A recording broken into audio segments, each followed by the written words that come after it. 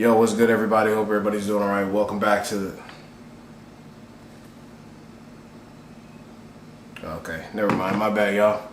Thought Adriana was changing the battle list again. Let's go ahead and get it started.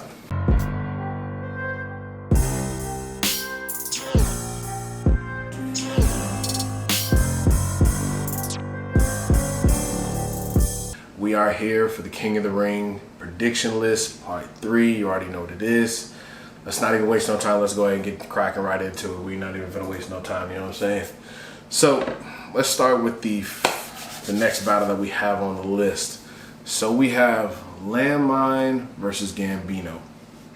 Now Landmine being, of course, is extremely buck, stylish, and theatrical, whatever he wants to be. And then we have the San Antonio native, who is raw, street, and live. Now, particularly for this battle, I will definitely say that I'm gonna have to edge this battle to Landmine. Biggest factor I would definitely say in terms of, it's gonna go, I think it'll play as far as in terms of experience of him being on the stage, and honestly battling a lot more heavy contenders. I think that's just gonna be the biggest thing for me.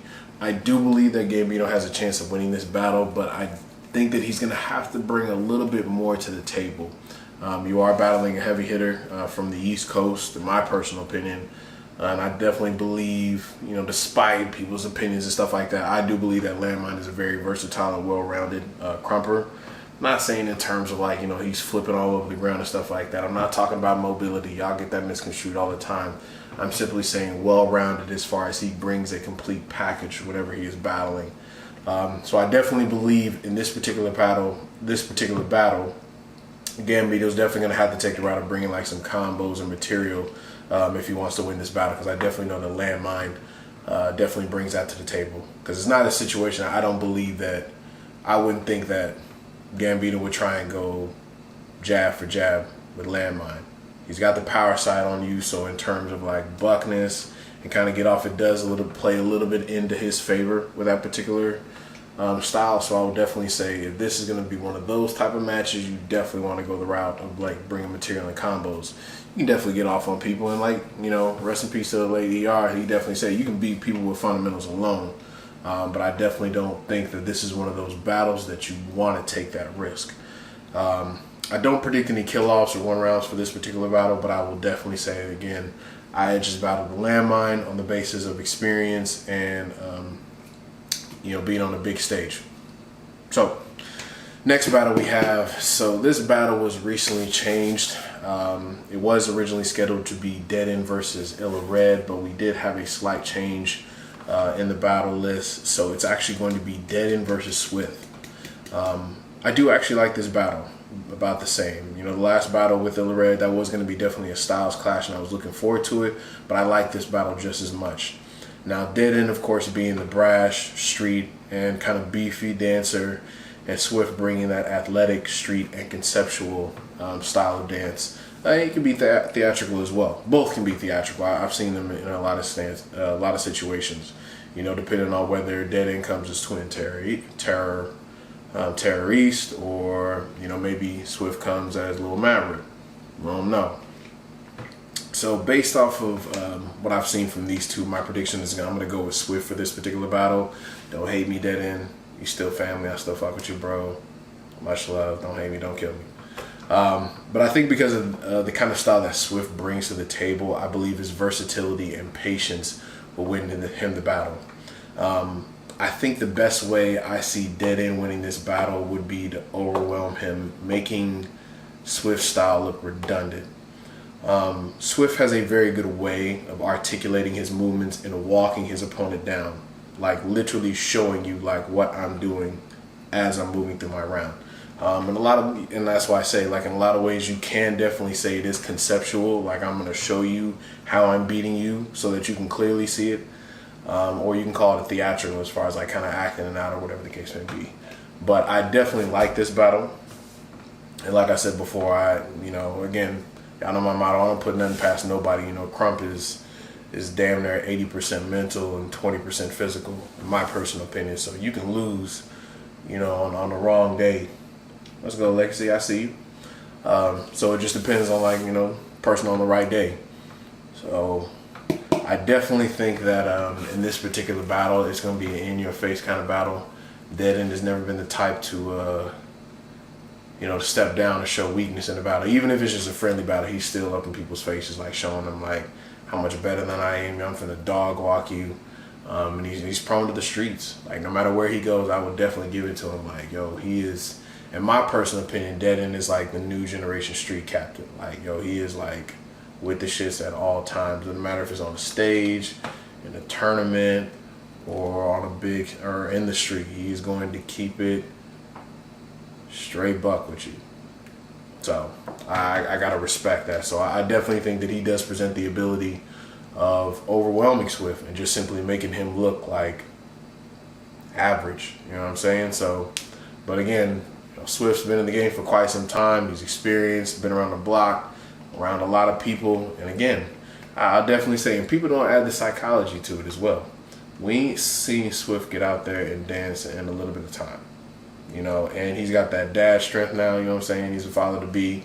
So it's like, yo, we don't know what he's going to bring to the table. Them hiatuses, people be sleeping on that. But at the same time, and also Dead End just battled Ruck Boy as well. So we don't know what that looks like.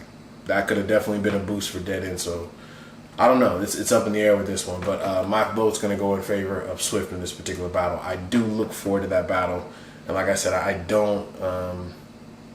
I predict there's a 1-round capability for this battle. My opinion, depending on like who catches the momentum first. But considering how tough these guys are, and they're pretty stubborn when it comes to battling, I don't see it going that way. But who knows? Next battle, we got Twin Pain versus Relic. Now I like this match. I really like this match. Because these two share a lot of common similarities. But just follow me on this one. Alright, so we got Twin Pain being live, stylish, and buck. And Relic is live, unorthodox, and very theatrical. We see the approach that, Relic takes whenever it's time for a stage battle, or if it's at an event. Let's go, Shakes. Let's go, Shakes. If y'all ain't seen this, make sure y'all go tune in King Solid TV, New Era session. 24 minutes of straight buckets. Don't sleep on it. We do it out here in the South Side. But back to the battle. But yeah, so in this particular battle, like we've seen that when it comes to preparing for a battle, Relic is not one to be slept on in any way, shape, form, or fashion. With that being said, my prediction for this battle, I believe I edge it to Twin Pain. Now, the reason why I edge it to Twin Pain, I believe he will win because of his fluidity of movement and ability to control the momentum of his round. Now, Relic has more combos and material in this fight, but are often very high risk, and if they don't land, they kill the momentum of his round due to the buildup of the moment. Because he'll have an extremely live round and then go for a high risk movement, movement, or a combo or a hat trick or whatever the case may be, which may require him to either be on the ground or to be in an awkward position, whatever the case may be. And sometimes the energy will get to him, and if he loses it, or if it doesn't land properly, or if we see it stumble, it can kind of kill the momentum of his round. Relic can definitely win this battle, but I know for a fact that we need street Relic. I don't think theatrical stage Relic will help. With all due respect, I don't think the Relic that we saw at Rookies versus Vets will be able to beat Twin Pain. Twin Pains, they both share a common similarity in terms of movement. Both of them are very athletic. They're able to move, transition between movements very, very, very fluidly. But I think in terms of overall fluidity, or who just does it better, I think Twin Pain does it better. And that allows his rounds to look more solid, or just simply flow. He can control the pace a lot better. Now, will that be a deciding factor? I'm not quite sure. But in my personal opinion, how I see the battle definitely playing out, I think Twin Pain will be able to definitely control his rounds a lot better, because he is stylish, but he doesn't necessarily go for those high risk movements that Relic goes for. Now, like they say, high risk, high reward. So if he lands one of them motherfuckers, Twinn Pain, he might be out of there in the first round. You never know. Because Relic definitely does go for them kill-off movements. And if he does set up an entire round for you that's just dedicated directly to you, I don't know. You might be in for a long night play. So yeah, that's my opinion on this battle. I definitely think that we need a street Relic for this particular battle. I don't think theatrical stage performance Relic is going to work, because this dude's not going to get in there and play with you. So I think if you want to win this battle, you have to come in there like it's another day on the block. I'm finna battle somebody from the South, and I'm finna put as much hurt in there as I possibly can. That's the best way that I see potentially winning this battle. We could get out here, and you never know. Twinn Pain might have a bad day, but I just don't see it playing out like that. If he's anything like from what I've seen from his footage, he doesn't rely on what ifs or X variables and stuff like that. He relies solely on the skills in which he has that are connected to his body, which is buckness, character, and his mobility. And that's really all you need, as well as musicality. That's really all you need. We know this. You can beat people, again, you can beat people with fundamentals and just strict crump alone. You ain't got to have no material or combos or hat tricks or whatever the case may be. It's a little challenging, especially in this day and age when it's oversaturated with material and combos and stuff like that. It is what it is. But that's just the way that we're on right now. So, like I said, my vote or my prediction goes towards to Twinn Pain. I edge it to Twinn Pain. I definitely want to make that clear. I edge it to Twinn Pain.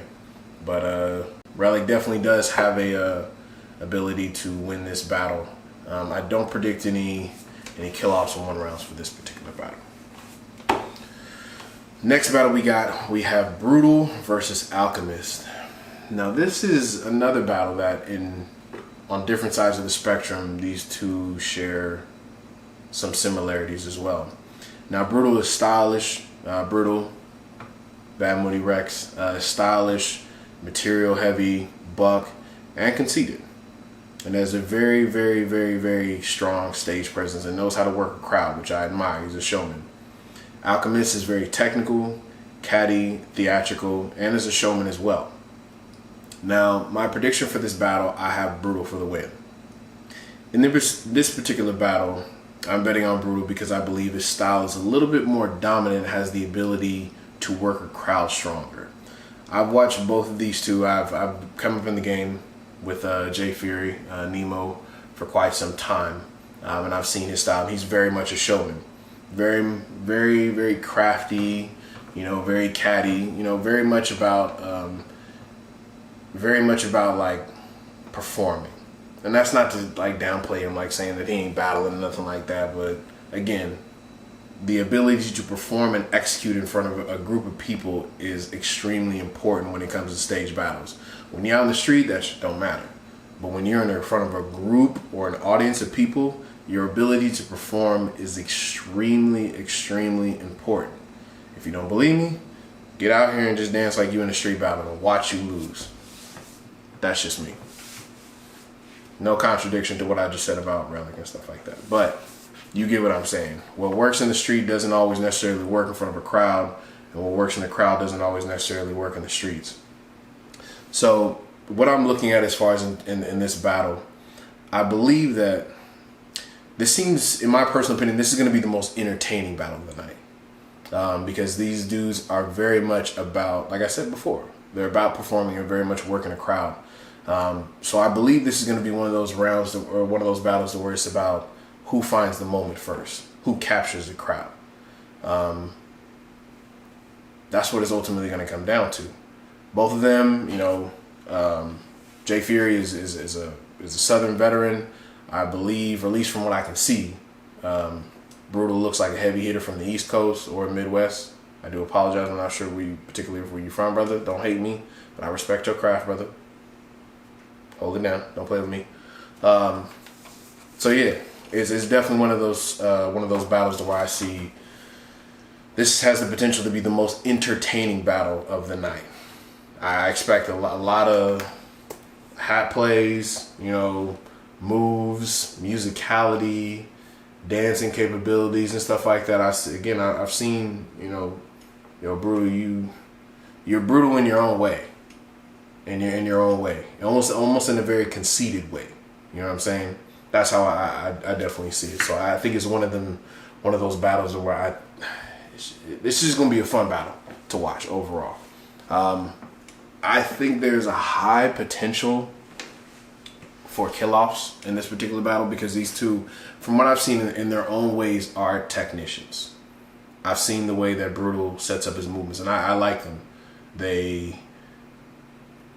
There are some times where he'll stop and set up a movement, but they aren't necessarily as obvious as you would think. Like, you know, again, there's abstract combos and then there's technical combos.